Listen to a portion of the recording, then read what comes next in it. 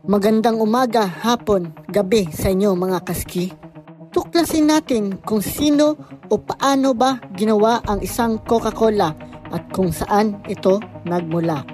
Sa panahon ngayon, madali na lang gumawa ng Coca-Cola dahil marami ng imbensyon ang tao at marami ng machine nagsisilabasan dito para mapabilis ang gawain. Ito po si Dr. John Steve Pemberton, isang pharmacist sa Atlanta.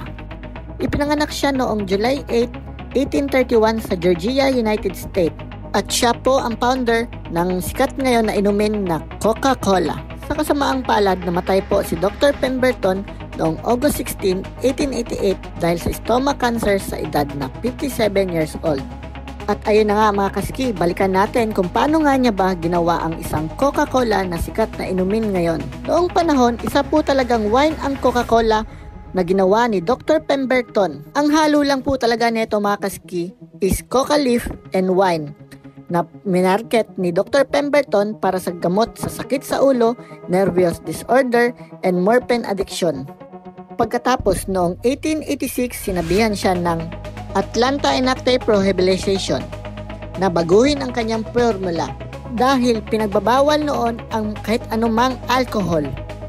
Imbes na wine po ilagay ni Dr. Pemberton is gawin niya po itong sparkling water na matamis.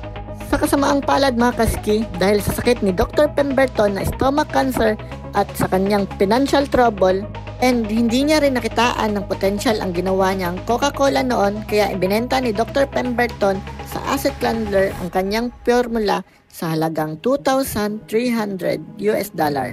At yan ang nakilala natin ngayong panahon mga kaski, ang Coca-Cola Company. Totoo naman talaga mga kaski na inaaliwan ng bawat tao sa mundo ang produkto na to dahil sa taglay na lasa neto. At sayang lang mga kaski dahil binenta ni Dr. Pemberton ang kanyang ginawa. At yan lang ang aral mga kaski, kung meron kayong mga negosyo o plano sa buhay, wag na wag kayong mawawalan ng pag-asa dahil bawat tao sa mundo ay meron pong potensyal. At yan lamang po mga kaski. Kung nagustuhan nyo tong video na to, mag-comment lang kayo sa baba ng mga saloobin nyo, and please follow the page and like this video. Thank you.